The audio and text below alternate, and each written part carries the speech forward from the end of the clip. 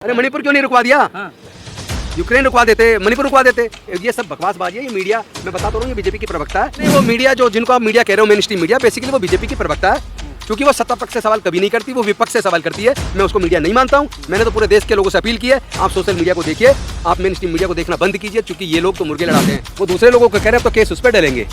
अब उसको कोर्ट में बताया जाएगा कि नामर्द का मतलब क्या होता है और कैसे आप देश के सारे सांसदों को नामर्द कह रहे हो। आपको डूब मरना चाहिए। खुद जवाब देना नहीं चाहते और दूसरी बात वहाँ टेलीप्रॉम्प्टर नहीं है, बोलेंगे कैसे, जवाब कैसे देंगे, उनको तो पढ़ के बोलने की आदत है।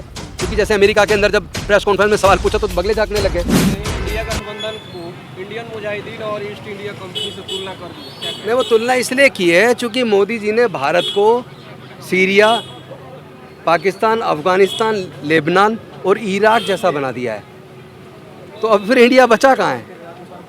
भारत में तो ऐसा लगता है जैसे भारत में कोई प्रधानमंत्री, गृहमंत्री नाम की चीज़ ही नहीं है। भारत में कानून व्यवस्था है ही नहीं।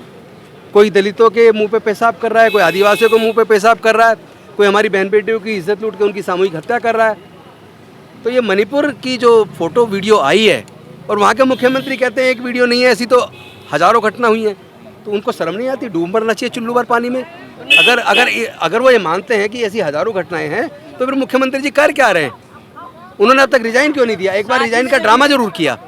ये रविशंकर प्रसाद कह रहे हैं कि ये विपक्ष की चाल है, साजिश है कि हर सेशन शुरू होने से पहले कुछ ना कुछ वो कांड करते हैं। अब ये क्यों वीडियो वायरल? रविशंकर प्रसाद को कोई ये कहे कि जब वो विपक्ष में थी ना भारतीय जनता पार्टी, तो संसद की सारी प्रोसीडिंग उनको दिखा देना। उन्होंने संसद को चलने नहीं दिया था। और यहाँ तो संसद चलने का विरोध तो नहीं हो रहा। यहाँ तो ये कह रहे कि प्रधानमंत्री जी आके संसद में जवाब देना। उन्होंने जीवन में पहली बार प्रेस कॉन्फ्रेंस की। 77 दिन के मणिपुर जलने के लगातार जल रहा है और 77 दिन हो गए। वहाँ के खिलाड़ी, ओलंपिक विजेता और दूसरे लोग बार बार उनसे गुहार लगा रहे हैं कि मोदी जी आइए, मणिपुर को बचाइए, मानवता को बचाइए। लेकिन मोदी जी चुप्पी साधे हुए हैं। 77 दिन बाद उनकी आंखें खुली तो संसद में बोलने के बाद, संसद के बाहर उन्होंने पहली बार प्रेस कॉन्फ्रेंस की अपने जीवन, और वो भी केवल अपनी बात कह के चलते बने। मीडिया को सवाल पूछने का मौका नहीं दिया। मीडिया तो कह रही है भावुक है मोदी जी, रोने लगे। नहीं, वो मीडिया जो जिनको आप मीडिया कह रहे हो, मेन स्ट्रीम मीडिया, बेसिकली वो बीजेपी की प्रवक्ता है, क्योंकि वो सत्ता पक्ष से सवाल कभी नहीं करती, वो विपक्ष से सवाल करती है। मैं उसको मीडिया नहीं मानता हूँ। मैंने तो पूरे देश के लोगों से अपील की है, आप सोशल मीडिया को देखिए, आप मेन स्ट्रीम मीडिया को देखना बंद कीजिए, क्योंकि ये लोग तो मुर्गे लड़ाते हैं। सरकार ये लोग कोई मीडिया नहीं बचे हैं, ये लोग बीजेपी के प्रवक्ता बन गए। सर, सरकार तो बोल रही है कि विपक्ष बात करने को बिल्कुल तैयार नहीं है। नहीं, कौन कह रहा नहीं तैयार है? विपक्ष तो कह रहा है कि प्रधानमंत्री जी सदन में तो आए, आके जवाब देना। बीजेपी बहस करें, कौन मना कर रहा है बहस की? ये सब जो बहाना है, क्योंकि वो खुद जवाब देना नहीं चाहते और दूसरी बात वहाँ टेलीप्रॉम्प्टर नहीं है, बोलेंगे कैसे, जवाब कैसे दें, उनको तो पढ़ के बोलने की आदत है। क्योंकि जैसे अमेरिका के अंदर जब प्रेस कॉन्फ्रेंस में सवाल पूछा तो बगले झाँकने लग गए। तो वो सच्चाई सबके सामने आ गई है कि उनको ज़्यादा समझ नहीं है, बहुत ज़्यादा पढ़े लिखे नहीं है और वो सवालों का जवाब देना नहीं जानते, इसलिए अक्सर संसद से वो भागते हैं। बीजेपी के सांसद है मनोज तिवारी, वो कह रहे हैं सारे नामर्द और बेशर्म लोग जो है इस तरीके से हंगामा कर रहे हैं। उनकी भाषा लगती है किसी एंगल से किसी सांसद की भाषा है। एक सांसद को क्या ऐसी भाषा बोलनी चाहिए? वो दूसरे लोगों को कह रहे हैं अब तो केस उस पर डलेंगे। अब उसको कोर्ट में बताया जाएगा कि नामर्द का मतलब क्या होता है और कैसे आप देश के सारे सांसदों को नामर्द कह रहे हो। आपको डूब मरना चाहिए, आपको बोलने की तमीज़ नहीं है। आप क्या सिखाना चाहते हैं देश के लोगों को? सर, एक बात, ऐसे सांसद देश को नहीं चाहिए। संजय सिंह को जैसे बर्खास्त कर निकाल दिया गया, निलंबित कर दिया है, किस तरह? ये साजिश है, क्योंकि ये जो बिल लेके आने वाले अध्यादेश पर, ये वो चाहते हैं कि किसी भी तरीके से उस बिल को पास कराया जाए। तो धीरे धीरे जो भी बोलेगा ऐसे सांसदों को सस्पेंड करेंगे ताकि वोट वो ना डाल पाएँ। ये तो बहुत बड़ी साजिश है। इसका खुलासा सबके सामने हो रहा है और पूरा देश देख रहा है। पूरा देश देख रहा है और याद भी कर रहा है कि 2012 से 2014 के बीच किस तरह मोदी जी की और गुजरात मॉडल की ब्रांडिंग की गई और राष्ट्रवाद का जो सपना दिखाया। अगर इस तरह का राष्ट्रवाद होता है जो हमें आजकल पूरे देश में देखने को मिल रहा है, तो हमें ऐसा राष्ट्रवाद नहीं चाहिए। सारे भ्रष्टाचारी कहा जा रहा है, एक हो रहे हैं, मिल रहे हैं, इंडिया बना दिए लोग। नहीं, वो सही कह रहा है। वो सारे भ्रष्टाचारी एक हो रहे हैं और एक है कि होके बीजेपी ज्वाइन कर रहे हैं। बीजेपी ज्वाइन कर चुके हैं वो जितने भ्रष्टाचारी थे, बाकी लोग तो इधर हैं, इंडिया के अंदर हैं। इंडिया गठबंधन मात दे पाएगी बीजेपी को? मुझे लगता है एनडीए गठबंधन 200 सीट से नीचे रह जाएगा। मात देना तो बहुत दूर की बात है। 2024 से पहले राम मंदिर का उद्घाटन होने वाला है। अरे तो उससे क्या लेना देना राजनीति का? वो लोग सब समझ गए, ये खेल खत्म हो चुका है, अब नहीं चलेगा। अच्छा सर, एक बात, इस सवाल का ये है कि 2012 में जब निर्भया केस हुआ था तो उस वक्त जो है पूरा का पूरा देश जो है सड़कों पर था, लेकिन अब जो मणिपुर में देखिए, पहले पूरा देश सड़कों पर था, राज और वो संसद के साउथ ब्लॉक एंड और वो वहाँ तक पहुँच गया था। अब क्यों और आज यहाँ आपने देखा होगा, अभी पुलिस सिटी बजाती घूम रही है, मतलब पुलिस को सिटी बजाने का काम दिया क्या? कानून व्यवस्था बस की नहीं रही क्या?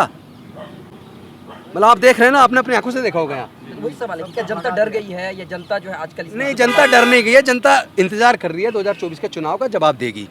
या फिर सब देख रहे हैं लोग। कहा जा रहा है मोदी जी की लोकप्रियता इतनी ज्यादा है कि मतलब लोकप्रियता इतनी ज्यादा है कि लोग अब उन्हें सुनना पसंद नहीं करते। भगवान मानने लगे हैं लोग अब मोदी जी को। हमें ऐसा भगवान नहीं चाहिए भारत को, जो भारत को ही बर्बाद कर दे, भारत के टुकड़े टुकड़े कर दे, जिसमें उनके संरक्षण में कुछ लोग साधु के कपड़े पहन के खुलेआम वीडियो डाल रहे हैं और वो कह रहे हैं कि हम उत्तराखंड के अंदर बौद्धों को, ईसाइयों को और मुसलमानों को कत्लेआम करेंगे, उनको रहने नहीं देंगे।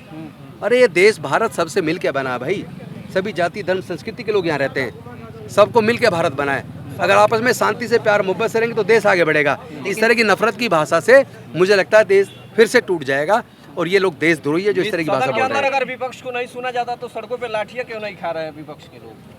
मतलब आप क्या चाहते हैं, विपक्ष के लोग लाठियाँ खाएं? लाठियाँ ही मार रहे हैं वो। लेकिन सर क्या वजह है जो अभी संसद चल रही है ना, तो अभी संसद में करने दो, जब संसद नहीं होगी तो रोड पे आएंगे। अब ये दिख नहीं रहे, यहाँ पे सब रोड पे नहीं राम थे। मनोहर लोहिया ये सारे आपको इसमें नेता नजर नहीं आ रहे थे, इतने एमएलए आपके सामने रोड पे हैं और पूरे देश के अंदर आप जाके देखिए सांसद विधायक भी सब लोग रोड पे हैं। वो अलग बात है, मीडिया को दिख नहीं रहा, क्योंकि मेन स्ट्रीम मीडिया बीजेपी का प्रवक्ता उनको दिखेगा भी नहीं। राम मनोहर लोहिया प्रखर समाजवादी नेता थे, उन्होंने कहा था जब सड़कें सुनी हो जाती है तो संसद आवारा हो जाता है।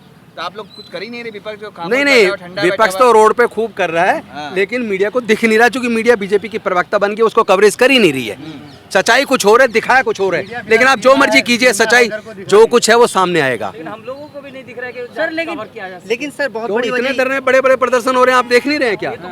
सर, लेकिन फिर जितने लोग कहते और हैं किसको होता है? विपक्ष का होता है, सारे विपक्ष के पार्टी के लोग धरने प्रदर्शन कर रहे हैं। आप लोगों ने 26 दलों को जोड़ा मोदी जी के साथ 38 दल, तो 38 दल में कितने उनके विधायक सांसद हैं, उनके दलों के कितने मुख्यमंत्री, कितने दलों के मुख्यमंत्री उनमें, और जो इसमें इंडिया के अंदर उसमें कितने मुख्यमंत्री थे? पता लग जाएगा देश को। और 2024 आने दो, लोग सबके सामने तस्वीर क्लियर होगी। मोदी जी जाने वाले, 200 से नीचे इंडिया आएगी। बोल रहा सबसे ज़्यादा दुर्भाग्यपूर्ण बात यह है कि आजकल नए नए कथावाचक उन्होंने पैदा कर दिए, और जब कथावाचक वहाँ हज़ारों लोग सुनने जा रहे हैं और वो कह रहा है कि जिस महिला के माथे पे सिंदूर और गले में मंगलसूत्र है, समझ लो उसकी रजिस्ट्री हो गई, और जिसके गले में मंगलसूत्र नहीं है, माथे पे सिंदूर नहीं है, समझ लिए प्लॉट खाली है। अरे महिला को प्रॉपर्टी बना दिया तुमने, ऐसे लोगों को सुन रहे हो। ताली बजा रही है महिलाएं। हाँ, तो ऐसी महिलाएं समझ लें कि ये जो मणिपुर में महिलाओं के साथ हुआ है ना, वो ऐसे साधुओं की वजह से हो रहा है, जो खुलेआम महिला को प्रॉपर्टी बना रखी है उन्होंने। महिला प्रॉपर्टी नहीं है, महिला बहन है किसी की, महिला बेटी है किसी की, महिला पत्नी है किसी की, महिला माँ है किसी की। महिला से ये जन्नी है, महिला जन्नी है। अगर महिला ना हो तो ये प्रकृति खत्म, ये सृष्टि खत्म हो जाएगी। रूस और यूक्रेन वार जो है मोदी जी रुकवा देते हैं। अरे मणिपुर क्यों नहीं रुकवा दिया? हाँ। यूक्रेन रुकवा देते, मणिपुर रुकवा देते। ये सब बकवासबाजी है, ये मीडिया, मैं बताता रहा हूँ, ये बीजेपी की प्रवक्ता है, इनकी बस की नहीं है सच बोलना, इनकी बस की नहीं है सत्ता पक्ष से सवाल पूछना, और इनको तो वैसे भी अब डूब मरना चाहिए। इनकी सब कुछ धीरे धीरे इनको लोगों ने देखना बंद कर दिया है। आप देखिए इन टीवियों को अब ज़्यादा लोग देखते नहीं है। ये लोग कह रहे हैं कि हम लोग महिला की इज्जत करते हैं, इसलिए सीमा हैदर को अब तक रखे हुए हैं। सीमा हैदर ये कोई मुद्दा है? यही तो चल रहा है उन टीवी चैनलों पर आजकल। मणिपुर नहीं दिखा रहे वो, और जहाँ लोगों के ऊपर पेशाब किया जा रहा है, बहन बेटियों का सामूहिक बलात्कार के हत्या हो रही है, उसको नहीं दिखा रहे। सीमा हैदर, अरे एक इंडिविजुअल मैटर है यार, वो कोई ऐसा मैटर नहीं जिसको टीवी पे चलाया जाए। Thank you very much.